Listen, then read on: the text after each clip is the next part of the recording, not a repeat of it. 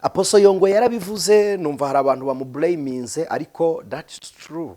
Hari ibyo dusiga biba ngombwa ko tubisiga tubivuyemo, hari n'ibyo dusiga tukibifite. Abantu barabigishije barababwira ngo Satani yahawe isi ni ya Satani. No. Kandi umuntu ntakorera abamurusha ubushobozi gusa, oya, akorera abantu kuko afite ibyo abafasha. Muzaperereze. Umuntu wubashye Imana rero, Imana imwubahirwamo, baguha icyubahiro gikwiye Imana. Iyo umuntu yubashye Imana, amaturo y'Uwiteka aturwa uwo muntu. Urimo iwanyu barakujyanye ku mupfumu, urimo barakurasaza, mu bantu Imana yazigamiye ubugingo. Icyo kibiri ibyo bagikoreye Yesu ntabyitayeho. Ijwi ry'umukanguzi. Yesu ashimwe cyane, inshuti z'umusaraba. Ndabasuhuje, mugira amahoro y'umwami wacu Yesu Kristo. Amazina ni Aniseti Niyomugabo ku Ijwi ry'umukanguzi TV, cyangwa se urubuga rw'ijambo ry'Imana, aho duhurira, aho dusanzwe tumenyereye guhurira kugira ngo tuganire impamvu z'ibyiringiro byacu. Imana ibaho umugisha. Aho muri hirya no hino mu mpande enye z'isi, ndabahobeye ku bw'izina ry'umwami wacu Yesu Kristo.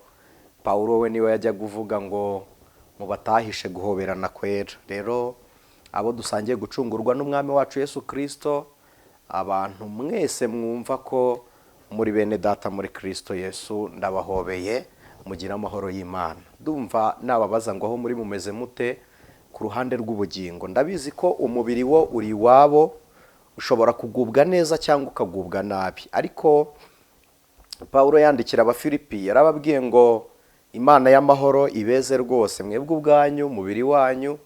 Aravuga ngo umwuka n'ubugingo birarindwe bitazabaho umugayo. Na icyo nshaka kuvuga ni iki: ubugingo ntabwo buri iwabo, kandi butuye mu mubiri. Kandi iyo umubiri ukomeretse ubabaza ubugingo. Ni ngombwa rero kwita cyane ku bugingo, kuko umubiri uzabora ariko ubugingo buhoreho. Kubabara k'umubiri kwa none byisha ubugingo bupfa iteka ryose. Ariko iyo ubugingo bubaye buzima mu mubiri ubabaye none, niyo umubiri wapfa ubugingo bwo buzahora kubaho kandi bwishimye. Rero Imana ibaha umugisha. Reka dufatikanye dusenge, nitumara gusenga tuganire ijambo ry'Imana.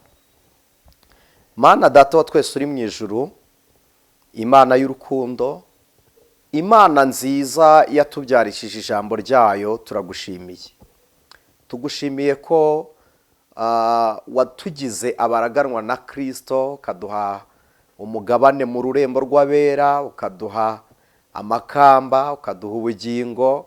Izina ryawe nirishimwe. Waduhaye umwuka wera nk'ikimenyetso kiduhamiriza ko ibyo byose tubifite. Umwuka niwe utubwira ko ubugingo ari buzima, niwe utumenyesha ko amakamba yateguwe.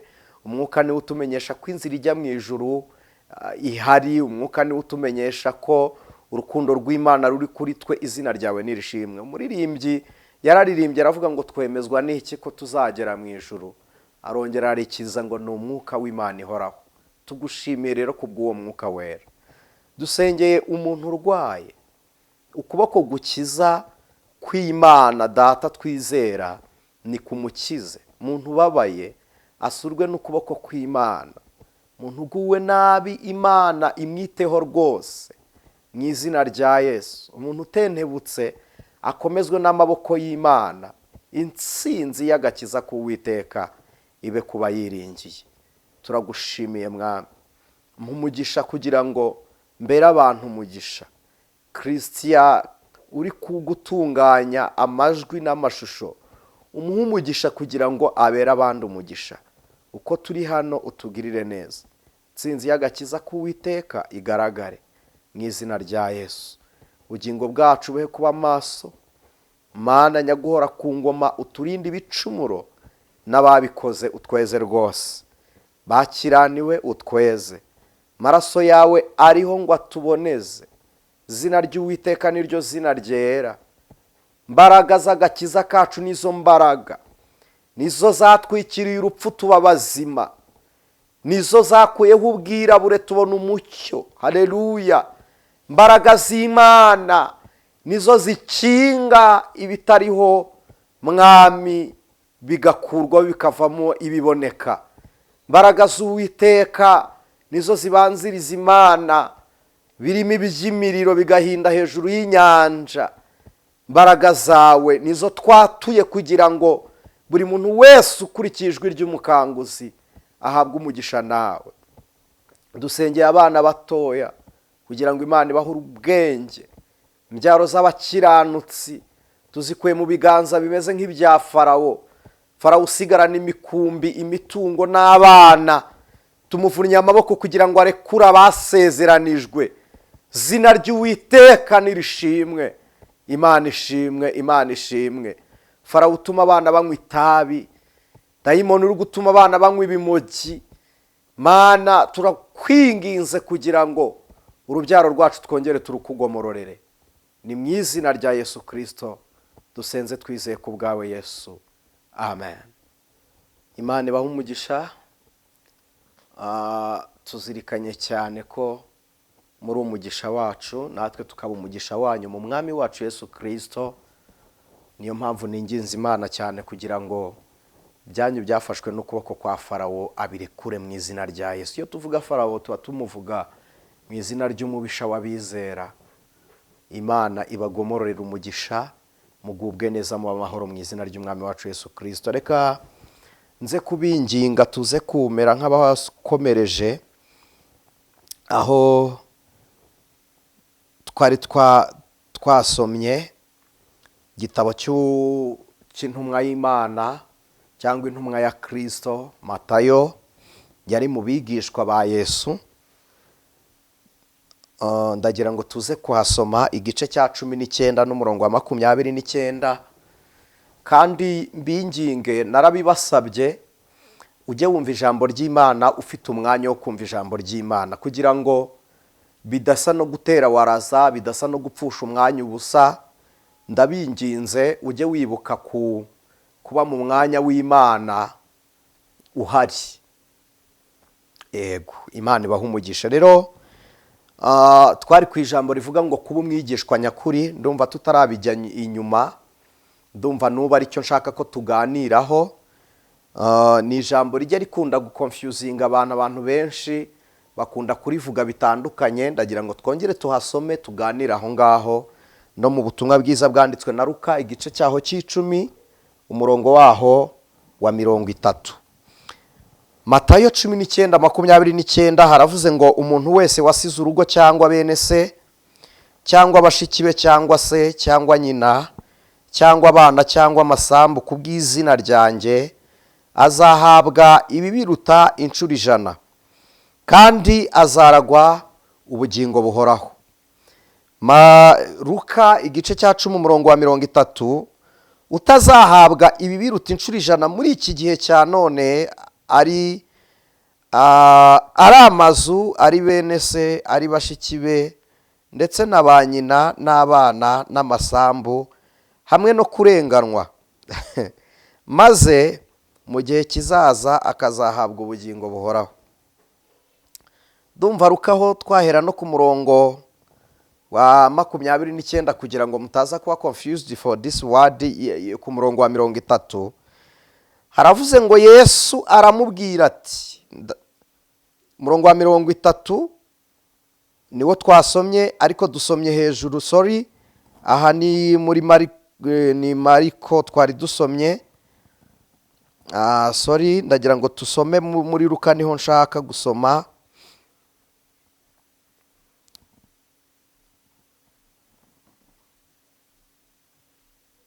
Yego, riri muri Mariko, sorry, muranyihanganira, riri muri Mariko igice cya 10 umurongo wa 29. Yego, haravuze ngo Yesu aramubwira ati, ndababwira ukuri yuko nta wasize inzu cyangwa bene se cyangwa bashiki be cyangwa nyina cyangwa se cyangwa abana cyangwa amasambu kubwanjye no kubw'ubutumwa bwiza, Imana ishimwe, utazahabwa ibibiruta inshuro 100 muri iki gihe. Avuze nanone muri iki gihe cya none ari amazu, ari bene se, ari bashiki be ndetse na ba nyina n'abana n'amasambu hamwe no kurenganwa, maze mu gihe kizaza akazahabwa ubugingo buhoraho. Mwakire neza iri jambo ku bwa Kristo Yesu. Dusomye igitabo cya Matayo. Matayo ni umwe mu bigishwa ba Yesu wakiriye ubutumwa bwiza abwirijwe na Kristo nyirizina. Yamuhamagaye amusanze mu nzira aho yasoreshaga mu gice cya mbere cy'iki kiganiro cyo kuba umwigishwa nyakuri, niko titre iri. Abaye ubonye iki utarakibonye wabyandikaho, kuba umwigishwa nyakuri. Hanyuma yabwirijwe ahamagawe na Kristo, yaramubwiye ngo nkurikira. Narababwiye umwigishwa ninde kandi ni iki. Nta muntu ushobora kuba umwigishwa atigeze abona umwigisha. Kandi kugira ngo umuntu abone umwigisha nuko agomba kwemera ibyo yigishwa. Imana ishimwe. Muririmbyi yaravuze ngo umpe kumenya ibyo nigishwa Mukiza n'uburabyo n'inyoni. Sinzi niba abantu benshi, siyansi ivuga ko ariho Imana igaragarira. Igice kimwe kiyemera kivuga ko Imana igaragarira mu bimera, ibyaremwe n'abantu. Imana ishimwe ko ibyo bintu bigaragaza Imana, abantu bamwe na bamwe bakabibona, ariko mu ruhande rw'abizera Imana ntigaragarira mu byo yaremye, ahubwo igaragarira mu gukiranuka kwayo, kuko hariho ibiremwa by'intoki z'abantu bisa n'ibiremwa Imana yaremye. Ego, hari abantu b'abakorano babaho, hari abantu bavuka kuko twororeye intanga mu mamashine, ibyo birahari. Hari n'ibyatsi bimera kuko twabiproduce tugakora product runaka bikamera, ibiti bikamera, ibyo birahari. Rero ntabwo mpakana urwo rwego siyanse yemeramo Imana, ariko nanone rwaba ruciriritse cyane, kuko gukiranuka kw'Imana niko gutuma umunyabyaha adapfa, kandi atari uko Imana imukunda. Hari amagambo tujya tukunda kuvuga ngo Imana ikunda umunyabyaha, ariko icyo yanga ni icyaha. Oya, icyaha ntigikora umuntu akora icyaha. Rero kamere ikora icyaha. Bibiliya iravuga ngo ubugingo bukora icyaha nibwo buzapfa. Ntago rero bwapfa bukundwa n'Imana, bukundira burokora. Icyo nzi cyo ni kimwe, nuko imbabazi z'Imana kubwo gukiranuka kw'Imana zihoraho iteka, kugira ngo n'uwo nguwo wabaye umwanzi w'Imana niyumva mu rukundo aruhindukirire. Niyumva gufata urukundo ari ngombwa aruhindukirire, afate ku rukundo. Rero kuba umwigishwa ni ukumenya umwigisha. Bibiliya igice cya mbere cy'ubutumwa bwiza bwanditswe na Yohana, muraza kwihangana mpasome. Igice cya mbere cy'ubutumwa bwiza bwanditswe na Yohana, yaravuze ngo mbere na mbere hariho Jambo. Jambo uwo yahoranye n'Imana, kandi Jambo yari Imana. Uwo yahoranye n'Imana mbere na mbere. Ibintu byose niwe wabiremye, ndetse mu byaremwe byose nta na kimwe kitaremwe nawe. Kane yaravuze ngo muri we harimo ubugingo, kandi ubwo bugingo bwari umucyo w'abantu. Gatanu, uwo mucyo uvira mu isi, uvira mu mwijima, ariko umwijima ntiwawumenya. Hariho umuntu watumwe n'Imana witwaga Yohana. Uwo yazanywe no guhamya iby'umucyo, ngo atume bose bizera. Icyakora uwo si we mucyo, ahubwo niwe wahamije ibyawo. Uwo mucyo niwe mucyo nyakuri, kandi ubwo nibwo yatangiraga kuza mu isi ngo amurikire buri wese. Imana ishimwe. Mwakire neza iri jambo ry'Imana. Kuba umwigishwa d'abord ni ukumenya Imana.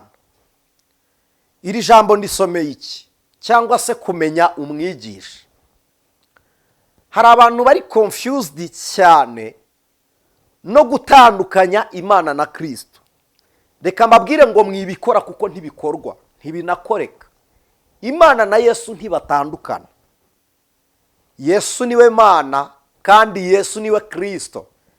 Yesu, Jesus, niwe Mesiya, niwe Yehova, niwe Yahwe. Ntabwo nshaka kuza kuba confusing, nshaka kubanza kuvuga kuba umwigishwa nyakuri. Kuba umwigishwa urabanza umenye Imana kugira ngo umenye icyo wemeye n'uwo wemera uwo ari we. Dufatikanye mu gitabo cy'umuhanuzi Yesaya igice cyaho cya 9,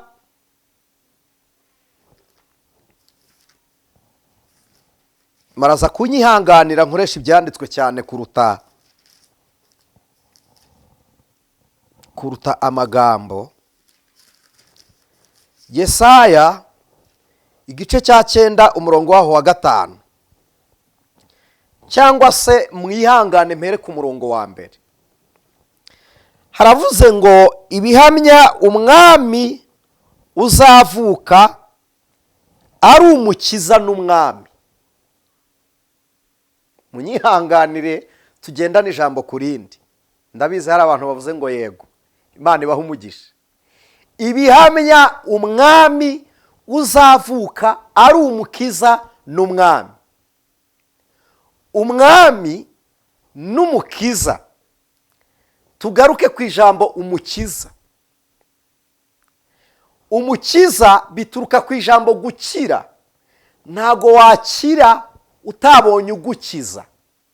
Ugukiza niwe mukiza, ikigukiza nicyo muti. Niki umukiza adukiza? Ntabwo Yesu yadukijije ibyaha, yadukijije urupfu rw'iteka, aratuzura, aduha ubugingo ari bwo buzima bugira igice cyangwa imibereho yitwa kwizera. Hanyuma kwizera biduhesha imbaraga zitsinda ibyaha. Bimwe muzi ko mwakize, ntago mwabikize, mwahawe imbaraga zo kubitsinda. Iyo utarwanye nacyo ngo ugitsinde ntigitsindwa, gihoraho. Mu yandi magambo, ntabwo kuba uri umukristo ntibisobanura ngo icyaha ntiwagikora. Wagikora ndetse ukarusha n'abandi basanzwe bagikora. Ariko dufite ubugingo muri twebwe twemerera ko bukora kwizera kukanesha ibyaha. Noneho uko kwizera niko gutuma tubyarwa n'Imana, tukaba abana b'Imana kuko twabyawe kubwo kwizera. Hanyuma dukizwa kuko kwizera, tukanakiranuka kubwo kwizera. Ntabwo ari imirimo, ni kubwo kwizera. Noneho uko kwizera niko kwatumye tuba abana b'Imana.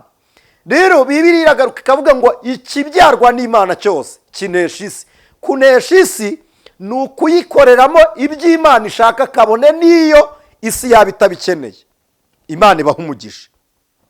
Hanyuma umurongo wa mbere w'igice cya 9 Yesaya haravuze ngo abantu bagenderaga mu mwijima babonye umucyo mwinshi.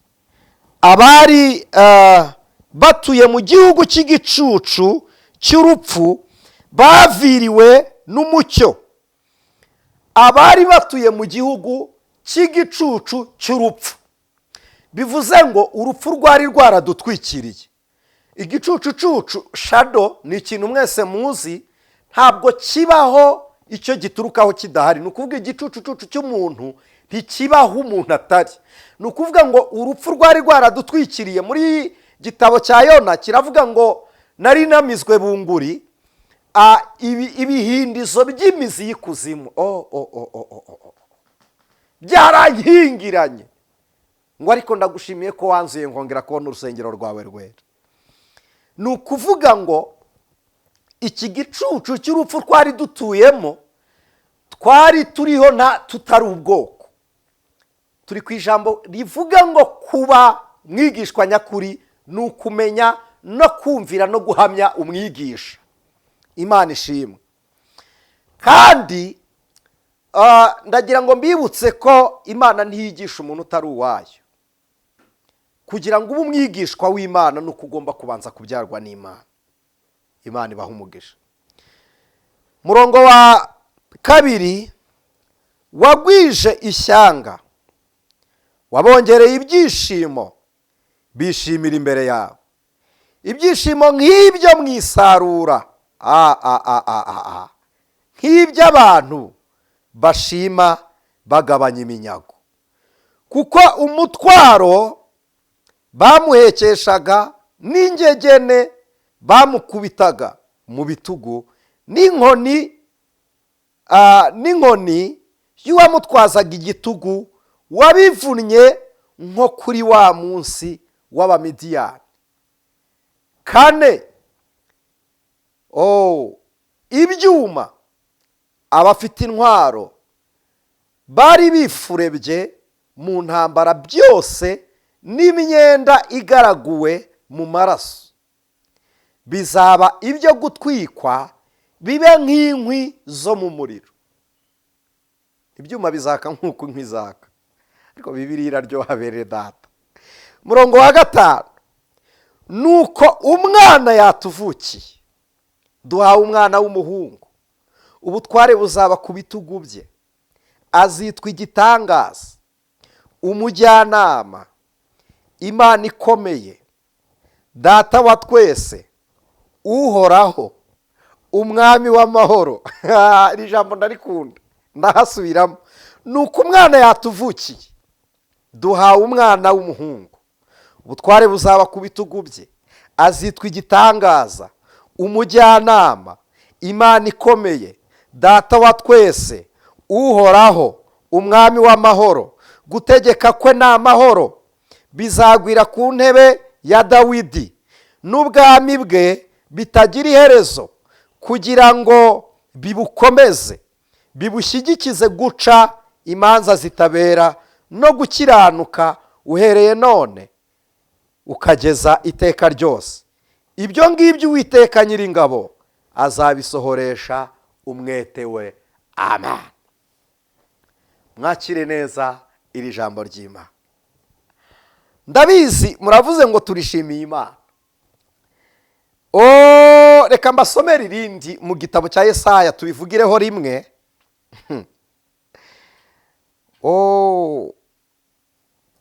Igitabo cy'umuhanuzi Yesaya gice cya 48 murongo wa 7 haravuze ngo biremwe nonaha, si ibya kera kugeza uyu munsi, ntiwigeze kubyumva kugira ngo utavuga uti nari mbizi.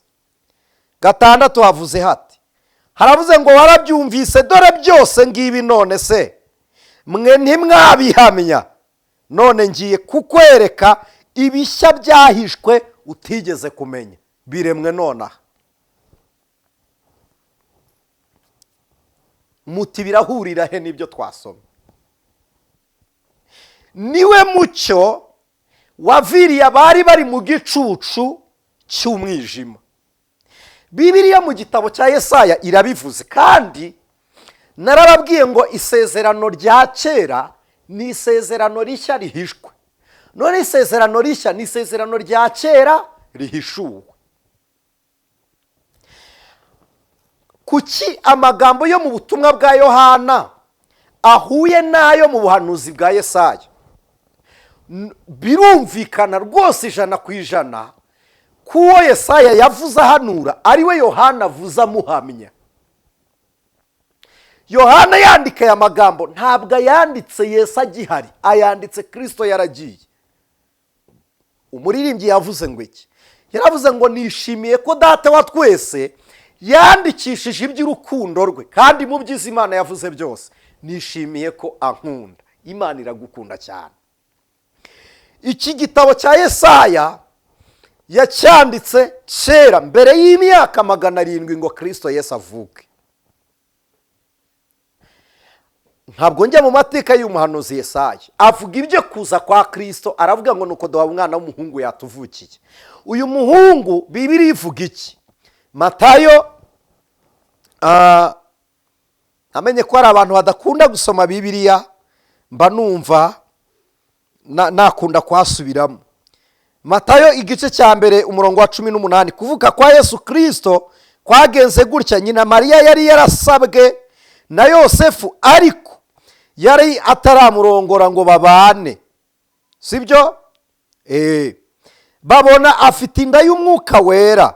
19, umugabo we Yosefu kuko yari umukiranutsi kandi adashaka kumukoza isoni ku mugaragaro, yigira inama yo kumubenga rwihishwa. Akibitekereza, marayika w'umwami Imana amubonekera mu nzozi ati, Yosefu mwene Dawidi. Murumva ahantu bihurira ko ubwami bwa Kristo buzagwira ku ntebe ya Dawidi. Tu Yosefu mwene Dawidi, witinya kurongora umugeni wawe Mariya, kuko imbuto imurimo ari iy'umwuka wera. Kandi igitangaje, na Mariya nawe yari uwo mu muryango wo kwa Dawidi. Imbuto imurimo ni iy'umwuka wera. Imana ishimwe. Ninde wundi waje azanywe n'umwuka? Tekereza, inda ya Mariya iri mu mwuka wera irashushanya umubiri wawe utunze ubugingo bwa Kristo muri wowe. Utwite Yesu, umubiri wawe ufite ubugingo. Ubugingo n'ubuzima bwa Kristo. Imana ishimwe. Tuzahindurwa. Niki gituma tuzahindurwa? Umwana Yohana 5:13 rwa mbere yanditse, yavuze ngo ufite uwo mwana w'Imana muri we niyo ufite ubwo bugingo buhoraho. Umwana w'Imana azakura agare, arusha igiti cy'inganzamarumbo muri wowe, atwikira ubwiza bw'umubiri buveho, amagufa azashenjagurika, umubiri ubore, ubugingo bwa Kristo bubeho muri twe, ahindurwe duse nawe. Enima edrayi pelimondi yahoria. Imana ishimwe. Kubera iki? Turi icumbi ry'umwuka. Yohana bivuga yaravuze ngo haleluya, yaravuze ngo umwizera imigezi y'amazi y'ubugingo izatemba idudubiza ituruka mu nda ye. Kubera iki ariho imigezi ituruka? Nuko ariho hari mu isoko, kandi isoko y'agakiza kacu ni Kristo. Umwuka wera ni Imana. Inda y'umwuka mu nda ya Mariya ni Imana iri mu nda ya Mariya. Ikintu kitari mu nda ya Mariya ku munsi wo gutwara inda ni icyubahiro. Yarabisize, yasize ubwiza, icyubahiro n'ubumana, asiga n'ubutware, aza ari umwuka wera gusa. Umwuka avukira mu mubiri, baramusuzugura kuko icyubahiro yari yagisize. Ntibamukunda kuko ubwiza yari yabusize. Nusoma 5:3 Yesaya ngo bamufashe nk'umunyamibabaro wamenyereye intimba. Yari yasize icyubahiro n'ubwiza bwatuma yifuzwa. Ngo bagize ngo yakubiswe n'Imana, Imana iramuvuma. Yari yasize icyari gutuma mukundwa, yambara umubiri wacu. Ruriya rwango rwose basohoje kuri Kristo ni rurwango isi yanga itorero rya Kristo. Ruriya rwango rwose mubona bashyize kuri Kristo nirwo rwangamwe abakiranutsi. Nirwo abakiranutsi bangwamo, nibwo imirimo yera yangwamo. Niyo mpamvu abantu benshi bakunda waraza, bakunda imitwe, bakunda ibintu byo gushyushya inkuru, ntabwo bakunda ubutumwa bwa Kristo. Uko Yesu yanzwe niko ubutumwa bwa Kristo bwangwaga. Ariko ngo ntajwi na busa rizava mu kanwa ke, bazamutwara nk'intama igiye kubagwa. Mwotsi ucumba ntazawuzimya, rubingo rusadutse ntazaruhungabanya. Imana ishimwe. Niba atazahungabanya urubingo rusadutse, wowe ntacyo mupfa, wowe ntacyo upfa nawe. Niba atazazimya umwotsi ucumba kandi wica abantu, uribaza kuki nsambana kandeka ndi umuririmbyi, kuki nkora ibindi umushumba, kuki nkora ibindi umudiyakoni? Reka da, ntabwo icyamuzanya ari ukuzimya umwotsi. Oya, yarawuretse urakomeza uracumba, kazihembera kakavamo umuriro. Ko kabingo gasadutse, murabizi abantu bazi urubingo iyo rusadutse, hamwe rwasadukiye ku ngingo yarwo, kimwe twita ingingo, rurongera rukahamerera. Ariko iyo uhise uruvuna hari igihe rwumiraho, rukumira ko, ariko basi iyo ruvuyeho rwarashibutse ruba rutanze ubundi buzima. Yobu yaravuze ngo imizi nzi yuko igiti cyatemwe kizongera gushibuka. Aravuga ngo iyo cyumvise amazi, imizi yacyo ikumva amazi, ntabwo ari bukuvune. Nubwo imbuto zawe ari mbi, ariko burya uracyafite umuzi, hari igihe wakwera. Niyo mpamvu agukeneye ngo ube umwigishwa wa Kristo. Imana ishimwe. Rero Yesu ari mu isi yavugaga amagambo yajyaga confusing abantu ngo data wa twese uri mu ijuru. Yesu mu isi ari mu byiciro bibiri. Ni umwuka uri mu mubiri. Munyumve neza. Ni umwuka uri mu mubiri. Afite umwuka 100%. Akagira n'umubiri 100%. Kubera iki? hano mfite amazi muri aka gakombe mubona gasa gutya. Ubu umuntu avuze ngo mfite amazi mu ntoki yaba abeshye? Ndayateruye nibyo. None se undi avuze ngo mfite igikombe we yaba abeshye? Ntabwo yaba abeshye, nabyo nibyo. Ariko se avuze ngo afite igikombe kirimo amazi byaba bisobanutse kurutaho. Ni nk'uko rero twavuga ngo ni Kristo wari ufite umwuka wera mu mubiri, cyangwa se ni umubiri wari ucumbikiye Imana. Ibi bintu ndabikunda nshuti z'umusaraba. Cyangwa se Imana ishimwe, ni umwuka wera uri mu mubiri, cyangwa se ni Imana iri mu mubiri kuko amazi ari mu gikombe. Ntabwo igikombe n'amazi ntibituranye, ntibituruka hamwe, ntibikorwa hamwe. Ariko biroroshye ko umuntu ushaka kunywa amazi uterura igikombe ukajya kuyavoma amazi, ugatega igikombe amazi akajyamo. Kubera iki? Intego y'igikombe ni ukugira ngo tugikoreshe amazi ajyemo. N'umubiri wa Kristo wari uriho mu isi uje kugira ngo ube urugero rwo gufata ubugingo bwa Kristo bugire address, bugire aho bubarizwa. Imana rero izana umubiri wa Kristo yawise izina, iwita Yesu, iwita Jeshua, Yashoni, Jehosh, Josui. Iravuga ngo Yosefu, umwana uzamwite Yesu kuko ari uzakiza abantu be ibyaha byabo. Abana azabakiza ari abande kuko ari we uzakiza abantu be ibyaha byabo. Ni ubutumwa bwiza bwa Kristo. Mwihangane tuhasome.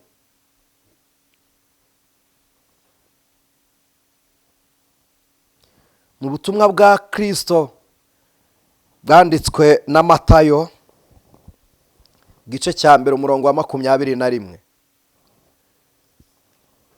Igice cya mbere umurongo wa 21 havuze ngo iki? Haravuze ngo azabyara umuhungu uzamwite Yesu kuko ari we uzakiza abantu be ibyaha byabo. Aba bantu agiye gukiza ibyaha n'abandi nabe kucyarabe se. Ibi birasobanura kucyarabe. Impamvu arabe iri muri Yohana igice cya mbere. Mbere na mbere hariho Jambo, Jambo uwo yahoranye n'Imana kandi Jambo yari Imana. Uwo yahoranye n'Imana mbere na mbere. Ibintu byose niwe wabiremye. Kuki abantu arabe? Nuko ari we wabaremye. Imana ishimwe. Ndi ku ijambo rivuga ngo kuba umwigishwa.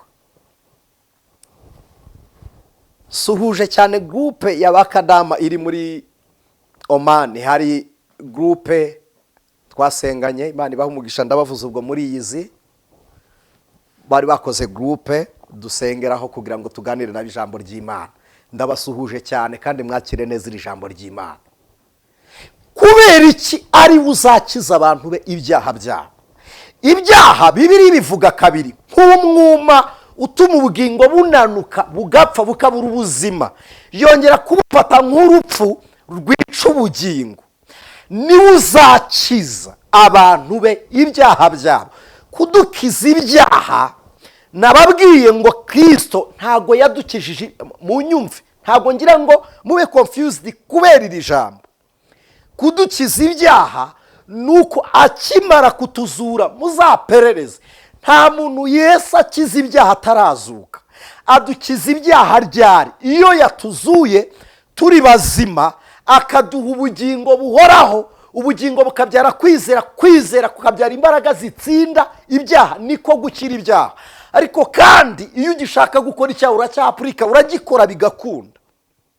Kudukiza ibyaha rero, ubuzima bukira icyaha ni ubwemeye kuva mu byaha. Ubuzima bukira ibyaha ni ubwemeye kureka ibyaha. Ubuzima bukira icyaha ni ubwemeye ko icyaha ari kibi, bukayoboka Kristo umukiza w'abari mu isi. Imana ishimwe. Data wa twese uri mu ijuru. Kuvuga data, ndagira ngo mbibutse ko umuntu afashe igihugu ntabwo yirukanka ajya gushimuta perezida. Niyo yajya ku ntebe ya perezida gusa akajyayo umukuru w'igihugu adahari, ibintu runaka si ngombwa kubidevelopa. Umuteguro ntawo mfite, nabo ndi kubwira ntabwo ari byo ndi kubigisha. Ariko impamvu ni iki? Intebe y'umwami yubahwa nk'umwami. Sizi nibibi mubitekereza. Intebe y'umwami igira icyubahiro, igitinyiro, ubudahangarwa, igira, ndabivuga gute kugira ngo mubyumve, yubahwa nk'uko bubaha umwami. Noneho ntabwo iya Kristo ntabwo yari iriho ubusa, yari iriho icyubahiro, ubutware, yari iriho ubumana, iriho ubwiza. Kristo yarabyiyambuye. Bibiliya ivuga iki? Iravuga ngo yabonye ko kwitwa Imana atari ikintu cyo kugundirwa, ngo yiyambura ubumana, yambara umubiri w'umuntu ndetse w'umugaragu nawe w'imbata. Atarambura ubumana yari iki? Urakoze cyane, yari Imana. Rero kuza mu isi akavuga ngo data, birumvikana. Ndibwira ko nta muntu ubaye confused ku bw'iki kintu. Kristo niwe Mana. Kwizera abayuda, abaheburayo barahiraga, ari nacyo bitaga kwatura agakiza. Byabaga bivuze wajyaga kumugaragara ukavuga ngo nemeye ko Yesu ari we Mesiya, kandi Mesiya ari we Mana yanjye, ari we Mana imwe rukumbi. Kuvuga rero ngo ntabyara, ntanabyarwa, no kuvuga ngo Imana ntibyara, you know that Imana mu ivuka rya Kristo ntabwo habaye action, ntabwo habaye igikorwa cya sexuel. Ngira ngo ibyo murabizi. Ni umwuka wera agiye mu nda, mu nyumve. None se biological umuntu aturuka he? Umuntu daboro, umuntu ava mu mwuka. None se shimi murabizi, sperm zina amazi. None se niki kirema amazi? Amazi aturuka mu ki? Ni umwuka. Evaporation, yiyevapora ari iki? Ni umwuka uhura ukirema. Si ibyo ngiye kubigisha. Umwuka ni uvamwo amazi. Urugero, huha mu kiganza cyawe, hahuha umwanya, uraza guhanagura utuzi tuvemo. Cyangwa se fata telefoni muri screen yawe, uhuhemo, hazamwo icyunzwe. Icyunzwe ni iki? Ni amazi aturutse kuki? Mu mwuka. Biroroshye ko n'umwuka ujya mu nda ukaba amazi. Amazi ubaye sperme. Sperms iravamo ibintu bibiri, iravamo amagufwa n'umubiri n'amaraso. Aho bigenda bihurira sinje kubigisha biology, muzi uburyo bigenda. Amazi abyara amaraso, amaraso akabyara umubiri, umubiri ukabyara amagufwa. Niko bigenda. Rero sigitangaza kuvuga ngo Kristo ni umwana w'Imana. Kubera iki tuvuze ngo ni umwana w'Imana? Nuko avutse kubw'ubushake bw'Imana, aturutse mu mwuka w'Imana. Uwo mwuka rero washe mu nda, ngo inda twite ni y'umwuka, akavuka. Uramwita nde wundi? Tuvugisha ukuri. Ko hari n'ibintu tugiramo urujijo tutari dukwiriye kuba urujijo. Urumva wamwita nde? Kuvuga ngo la ilaha illallah cyangwa ala illallah ntibyara, ntibyarwa. Nibyo, ntabwo nkublaminga, ni kubizi. Ariko noneho ukimara kumva ibi wikongera kubisobanura gutyo, sibyo? Ndakwinginze, kandi nigishe naninginga abantu turi kumwe ku ijwi ry'umukanguzi, ntimukabe intagondwa mu madini ayo ari yo yose. Jya mbivuga bikankururira intambara ngo nabaye mu opposition n'iki, ariko I'm fear not for that. Nta kibazo mbifiteho, nta kibazo. Ariko niba ari ikintu gituma mutamenya Imana, nuko mubanza kuyoboka amahame n'imigenzo y'amadini, hanyuma umuntu yavuga Kristo ukabyimba ngo yacu ntitumwemera, twavuga imiyoborere runaka ngo yacu ntitubyemera. No, banza wumva ibyo bishungure n'ubwenge bwawe, banza guteza iyo ntambara yo mu mitekerereze n'igiki. Ntabwo guhitamo n'uburenganzira bwawe. Rero wikwemera guhita ukereye intambara mu mutwe utaremera guhuza ubumenyi n'ubundi ngo bibanze bibyara ubuhanga. Niba koko uri umuhanga, byaza umusaruro ubumenyi bwawe. Wisomera Bibiliya guhakana cyangwa usomere Korani guhakana. Bantu n'inshuti zanjye tumenyeranye barabizi ko benshi basanga nisomera Maduwa nisomera Korani. Kubera ikizi mfite mw'icyo nshaka, ntabwo ndi gusomera guhakana. Ni nayo mpamvu mutajya mwumva nirirwa mvuga ibintu bisebya nk'abakristo babeshya basebya Islam. No, nukubeshya ibyinshi, aho babwira ngo amazi ngo bogeje imirambo no kugira ngo bazayabone n'uwo wamwogeje ubwa. Ntabwo muzi nuko baboza, mujye murekeraho kubeshya ngo barababaga. Ntabwo babaga, ibyo ntibinemewe, sibyo? Rero ibyo muhuza mubeshya kugira ngo muramire imigenzo y'amadini y'iwanyu, sibyo? Wikora iyo crushing mind. No, wowe ubwawe banza wige kumenya Imana, ndakwinginze. Ntabwo waba umwigishwa utaramenya ukwigisha, nta nubwo wamenya ukwigisha utaramenya Imana. Rero Kristo niwe Mana. Niyo mpamvu mbaho urugero. Yesu ari mu isi, mu minsi y'ubutumwa bwe, ninde mwigeze mubona yuzura umwuka wera? Umwuka yari ari kwikorera, yari ahibereye.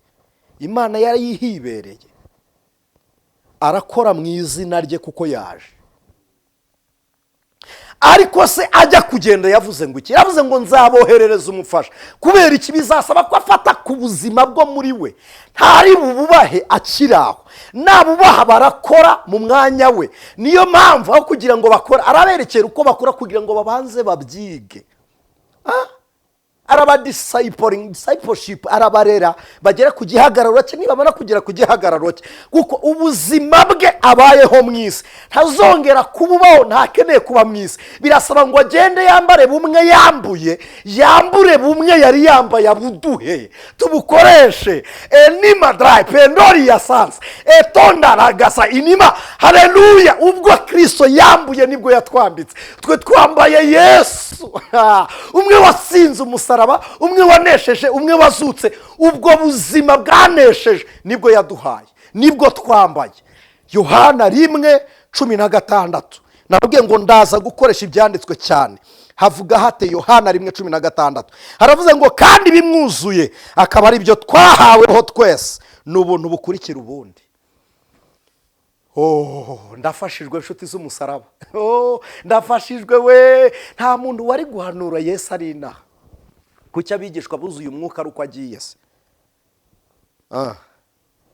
Yafashe ubuzima yari afite araburekura kuko ageze mu ijuru asubiranye bumwe yari yarasize, hanyuma arekura ubundi yari yazamukanye. Kuki se tuzahindurwa nuko tuzava muri ubu tugasa nk'uko asa ari mu ijuru? Ariko ibi bintu biraryoha we. Nubwo bigira abanzi benshi, ariko biraryoha. Imana ishimwe. Niba ukunze iri jambo ry'Imana risharinga abandi, riganiriza abandi. Niba uri kumva utarakora subscribe, noneho ndakwinginze kora subscribe kugira ngo iri jambo ry'Imana ntirigere gucika. Ndumva nuzuye kwigisha abantu kuba bigishwa ba Kristo. Imana ibaha umugisha kuba umwigishwa wa Yesu. Urumva umaze kumenya Imana. Daniel yavuze ngo iki? Yaravuze ngo abazi Imana yabo bazakomera. Icyo cyonyine nicyo kidukomeza. Kuba wamenya Kristo ukamenya Imana yawe yariyo biradukomeza. Umurozi arabyuka agasanga iyo wizerera ruta imbaraga afite. Ibibazo biraza bigasanga imbaraga z'Imana zikuriho ziraruta ibyo bibazo, ukomera ku munsi mubi. Kandi Bibiliya ivuga iki? Daniel yaravuze ngo nibamara gukomera bazakora iby'ubutwari. Kwitwa intwari, iyo intwari ari imwe hakaboneka ari babiri, gufatikanya kw'intwari ebyiri byitwa gutwarana. Bibiliya iravuga ngo ubwami bwo mu ijuru intwarane zibugishamo imbaraga. Ntabwo ukiri intwari wenyine, kubwo kumenya Imana hari n'abandi bene so. Pawulo yarabivuze aravuga ngo maze kumera nk'ibisukwa ku gicaniro, ibisigaye mbikiye ikamba ry'ubugingo iryo data yasezeranyije abamwubaha. Aravuga ngo sinjye njyenyine n'abandi bazamwizera. Nawe urimo mu bantu babikiye ikamba ry'ubugingo, nawe urimo n'ibyaha uzi wakoze urimo kubireka no kwakira imbabazi za Kristo birahagije. Nawe urimo mu bantu Imana yazigamiye ubugingo. Imana ishimwe. Urimo iwanyu barakujyanye ku mupfumu, urimo barakurasaza, mu bantu Imana yazigamiye ubugingo. Icyo kibiri ibyo bagikoreye Yesu ntabyitayeho. Ita ku bugingo kuko nibwo bucumbitse muri uwo mubiri. Umwuka w'Imana ature muri wowe. Ni ubuzima bw'Imana, ni imibereho y'Imana mu buzima bw'umuntu. Rero bene uyu mwigishwa agira disipurine. Bibiliya ubwashize mu kiganiro cya mbere nabibabwiye, twaraganira umwigishwa ninde. Ni umuntu wumva akumvira, agira ubuzima bwumvira Imana. Kubera iki? Umwuka umurimo abamwumvisha ko kumvira Imana ari iby'igiciro. Bibiliya ivuga iki? Iravuga ngo kuva mu byaha niko kujijuka, kandi kubaha Uwiteka nibwo bwenge. Bene uyu muntu yubaha Imana. Umuntu wubashye Imana rero Imana imwubahirwamo, baguha icyubahiro gikwiye Imana. Iyo umuntu yubashye Imana, amaturo y'Uwiteka aturwa uwo muntu. Ibyo mwari gutura Imana mu bitura abubaha Imana. Bibiliya iravuga ngo niba muri ubu buzima Kristo ari we wenyine mwizera, muhindutse abakugirirwa imbabazi hanyuma y'abandi. Abantu bakugirira imbabazi zitari impuhwe z'uko urunya kwipfira cyangwa kubabarirwa. Oya, ntabwo nemera iriya minizi banditsemo babikuye muri iriya Bible ya King James. Oya, ntabwo ari umunyempuhwe wo kubabarirwa kuko apfuye. Oya, wowe ubwawe urakundwa, ugira igikundiro gitera abantu kukugirira impuhwe kuko wubashye Imana. Kuba umwigishwa wa Kristo ni ukumenya Imana, ukamenya ko Yesu ari we Mana. Iyo wizeye ibyo, umwuka w'Imana aba akubyaye. Iyo akubyaye arakuzura, iyo akuzuye unesha isi, urihangana. Hanyuma ikindi rero ahita guteramo kwanga iby'isi, ariko kandi ukabyanga ubitunze. Kubyanga ni iki? Ntabwo ari ukutabigira, ahubwo ni ukutabirutisha iby'ubugingo. Uko niko kubyanga. Ntabwo gusiga urugo ari ukuruvamo, ni ukutarurutisha Kristo. Ntabwo gusiga mama ari ukutabyarwa nawe kandi yarakubyaye, ni ukutamurutisha Kristo. Ntabwo gusiga papa ari ukumwanga, ni ukutamurutisha Kristo. Kuko hejuru y'ubwo buzima Kristo arabaruta. Bigize ijante, reka tugusuhuze. Imana iguha umugisha, Imana ibaha umugisha, Imana ibaha umugisha. Yararirimbye aravuga ngo nubwo Mose yapfuye, Joshua na Kalebu ntibabe bagihari, abayobozi b'uru rugendo ntibahari, ngo ariko dufite ubaruta. Yesu niwe ubaruta. Araruta data na mama, araruta amatungo, araruta amafaranga, araruta diplome, araruta amazu, araruta amamodoka. Noneho ibyo byose iyo bitagutindije, Bibiliya ibyita kubisiga. Iyo bitagufasha uruhare muri wowe ngo bitume wanga Imana, bitume wanduranya, Bibiliya ibyita kubisiga. Ni nk'uko twasize umubiri kandi tuwurimo. Pawulo yabwiye Abakolosayi aravuga ngo twebwe ubu dutuye mu ijuru mu buryo bw'umwuka, turabera n'abaziranenge tutagawa. Kuba tutagawa kandi twambaye umubiri ubora, wanduza imyenda, umubiri uragawa, uhora mu mugayo, ariko ubugingo buri muri twe ntibutugayisha kuko bwarogejwe. Maraso ya Kristo ahora tweza, umwuka wera akatuneshereza. Imana ishimwe cyane. Kuba twicaye mu ijuru mu buryo bw'umwuka, kandi mu isi batureba bakatubona, tugacuruzanya nabo, tukabagurira imyambaro, tukarya nk'ibyo barya, tukagenda aho bagenda, tugatunga ibyo batunze, si igisobanuro cy'uko turi bo. Oya, ni igisobanuro cy'uko hano hagiyemo amazi mu kikombe. Ariko kandi umumaro w'amazi uratandukanye, inshuti y'umusaraba. Hari ibikombe biri vide bitagira ubugingo, iyo ni imibiri itagira ubugingo. Hakaba n'ibikombe bifite icyo biteze. Reka mbabaze, iyo umuyaga uteye abantu bazi urutoki, insina zigahungabana, hari ikintu bita injagwe cyangwa inkingi nk'uko abantu babyita. Ugiye mu rutoki kurengera, ari igitoki kiriho, ari n'igitoki kitarana, babyita kwana, ari n'igitoki gifite igitoki nyine ukireba ukakibona, ari insina ifite igitoki, ari n'insina itarana, n'iki bashyigikira? Ushyigikira insina iriho igitoki kubera iki? Ifite ubwo buzima. Iyo amakuba ateye wumva Kristo yarengera nde? Arengera ufite ubugingo. Uzarebe buri muntu wese iyo amasaha yo gutaha ageze utaha kwandi, utaha iwawe. Iyo waraye ahandi babyita inzererezi, ni ukuzerera, sibyo? Kuki utaha iwawe se? Ni uko uhafite.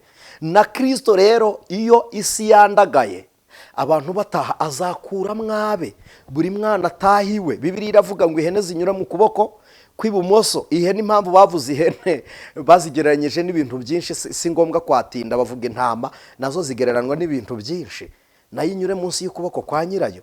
Buri muntu afite aho ataha. Kubera iki se? Ni uko ufite uwo wemeye ko akubera umwigishwa, ufite uwo wayobotse.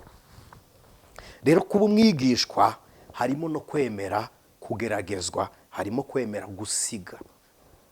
Hari ibyo dusiga biba ngombwa ko tubisiga tubivuyemo, hari n'ibyo dusiga tukibifite. Gusangira n'abantu ni ugusiga. Usiga ibikunezeza, twaduke ukadusangira n'abantu. Ku Ijwi ry'Umukanguzi murabizi tujya dukora ikintu, n'ubu dufite amasengesho, turaje tubaha itangazo. Nusoza kureba iki kiganiro utegereze itangazo. Dufite amasengesho tugiye gusenga, kandi mujye mureba ikiganiro igihe mukirebeye, mumenye igihe ayo masengesho azasengerwa. Hari abantu batubwira ngo mudushyire kuri groupe yarangiye. Nta groupe tugira, oya, turayikreya, twasoza gusenga tukongera tukayikuraho. Ntitugira groupe ihoraho. Imana ibaha umugisha, sibyo? Abantu bo ku Ijwi ry'Umukanguzi murabizi ko ntidushobora gusenga tutarafasha abababaye. Ntabwo Imana ishaka ko dusengesha amagambo n'imirimo. Kuba umwigishwa nyakuri ni ukugira ibikorwa nk'ibya Kristo. Rero ngera ku ntego nyirizina tugasoza. Iyo umaze kumenya Imana ugera ikirenge mu cya Kristo. Kugera ikirenge mu cya Kristo niko kuba umwigishwa wa Kristo. Aho wanyuze niho twaciye. Ubwo watubanjirije tuje tugukurikiye, tuzi rwose kuri hafi yo kutugeza mu ijuru. Imana ishimwe. Aba bababwira ngo isi izahindurwa mube mu isi ntimuzajyayo, no. Kugera ikirenge mu cya Kristo ni ukureba aho areba, ni ukujya aho yagiye, ni ukuzaba aho ari, ni ukuzabana nawe aho abaye. Imana ishimwe. Ni ukusa nk'uko asa, ni ugukora nk'ibyo yakoze. Yaravuze ngo aho ngiye hariyo amazu menshi, tuzabayo. Imana ishimwe. Hari mwene data watubajije mu kiganiro cy'ubwashize, aratubaza ngo gufasha umuntu ingeso ni iki? Ni ukumwihanganira. Kwihanganira wa muntu uhereye kuri kimwe akora buri munsi agisubiramo. Avuga ariko iki cyaramunaniye, reka nkihanganira. Kwihanganira ikintu si ukutakivuga, no kwihanganira ikintu si ukugikuraho amaso. Ahubwo ni uko ugwiza imbabazi ukavuga ati iki ntituzagipfa, agihoramo, ariko nawe ugahora umubwira uburyo yakivamo. Imana ibaha umugisha. None se nshuti y'umusaraba, kuri umwigishwa wa Yesu, tuzagaruka tureba ubuzima abizera babaho, kuko abantu benshi turiho mu buzima bw'ubujiji. Aposo Yongo yarabivuze, numva hari abantu bamublaminze, ariko that's true. Nibyo yavuze. Apotre Yongo ibyo yavuze nibyo. Abantu bagiye batubwira, hari amakorasi twagiye turirimba, naho ibindi wabireka Mana ukampindura igikoresho cyawe maze nkazabona iherezo ryiza. Ibindi si Imana ibirekera iki? Abantu barabigishije barababwira ngo Satani yahawe isi, isi ni ya Satani. No, oya. Bibiliya iravuga ngo isi n'ibiyuzuye n'iby'Uwiteka, rose bibaye ibya Satani gute? Ibi biyuzuye Imana yabigeneye n'abakiranutsi. Isi n'ibiyuzuye n'iby'Uwiteka, kandi ubwo Imana itimanya umwana wayo izabura ite kumuduhana n'ibindi byose. Ibindi byose harimo imodoka, harimo amafaranga, harimo amazu, harimo diplome, harimo imyenda myiza, harimo amaviza. Ibi ngibi abantu birirwa bavuga ngo hariya ngo bigisha ibitangaza, ntabwo ari ikibazo. Ibitangaza byaremewe nyine gufasha abatizera, ariko kandi n'abizera ni umugisha wacu. Kuri indege ni imigisha yacu. Niyo mpamvu mujya mwumva ni seti nyurira simbashyiriraho amafoto, cyangwa ukajya kubona ukabona ni ibintu biri very simple. Imana yarabidusezeranyije, ahubwo igitangaje ni kubera icyo ni seti ntabijyamo cyangwa ngo mbigire. njya nkunda gusetsa abantu nkavuga nti igitangaza si uko ibi naba mbifite, ahubwo igitangaza kuki ntabyo ngira. Ni ibintu twarazwe, ni ibyacu. Igitangaza ntabwo ari ukurya, oya, ahubwo igitangaza kubera icyo ushonje nturye. Ibyo nge nibyo bintangaza. Kubera icyo utarya kandi ushonje ibiryo bihari. Ntabwo igitangaza ari umuntu wariye byinshi, oya, ahubwo kuki utarya ngo inzara ishire. Ingwe isi n'ibiyuzuye ni ibya Satani guteze. Umugisha w'abizera mwasomye ko ari uwuhe? Ubukire, icyubahiro n'ubugingo. Ngo bamwubashye barakabya ngo aba bodyguard Yesu yarabagiraga. Yesu yarabafite. Ntabwo wari kumugeraho utanyuze kuri Petero, Yakobo na Yohana. Ntabwo byari gukunda. Muzasome protokole ya Kristo yari yubakitse neza 100%. Sibyo? Ibi mugwa rero ngo asigaye afite abamurinda, ntabwo ari igitangaza. Biriya ni icyubahiro Imana yavuze. Ngo binjiye ngo amashyara abagusha. Yego mwana w'intama w'Imana. Ahubwo se muzayakomera nde nimutayakomera abantu bari mu mwuka w'Imana? Ibyo si igitangaza. Hari abakristo babaho mu buzima bwo kwirukana cyangwa kwanga ibyo bagenewe. Ibi ni ibyacu Imana yarabitugeneye. Icyubahiro ni cy'abayizera.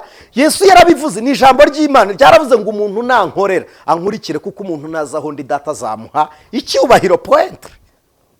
Icyo cyubahiro se muzagihabwa gute? Sagihabwa ari uko abantu bakubashye. Sibyo? Umuntu wubaha Imana bamutura mu izina ry'Uwiteka, ibya 10 n'amaturo barabitura mu izina ry'Uwiteka. Mana nyagasani, umuntu wubaha Imana ahubwo si ubwo ucumbikiye utaracumbikira umuntu w'Imana, ahubwo si ubwo uzubaha tubaho umuntu w'Imana. Narabibabwiye ubwashize, niyo waba umukoresha akazi ko mu rugo mwitondera umwuka w'Imana mutuyemo. Nta muntu utari umukozi mu isi. Kandi umuntu ntakorera abamurusha ubushobozi gusa, oya, akorera abantu kuko afite ibyo abafasha. Muzaperereze. Umuntu usaba umukozi w'umuntu kuko amurusha ubushobozi, ntago ari icyo gisobanuro, mwaribeshye.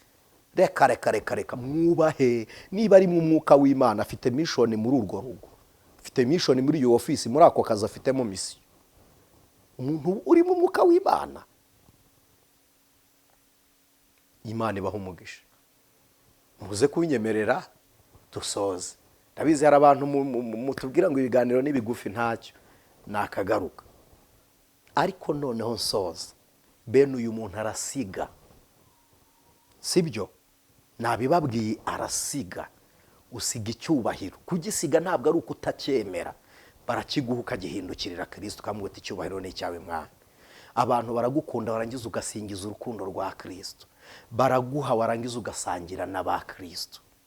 Bene uwo muntu arasiga. Hari abakristo tugira birirwa baduha ubuhamya ngo ngewe ngo naracuruzaga Imana irampombya ngo nyikorere. Oya, ntabwo yaguhombeje ngo uyikorere. Yaguhombeje kuko wanze kumva biba igihano. Noneho ubuze icyo ukora, ujya wakwemera gukora ibyo wabwirwaga. Ntabwo Imana ari gukihamagara. Hari uburyo twabitwaye kuko misiyoloji, aba missioneri batwigishije Imana bwa mbere bayitwigishije nk'intambara, kuko nabo bayizanye mu buryo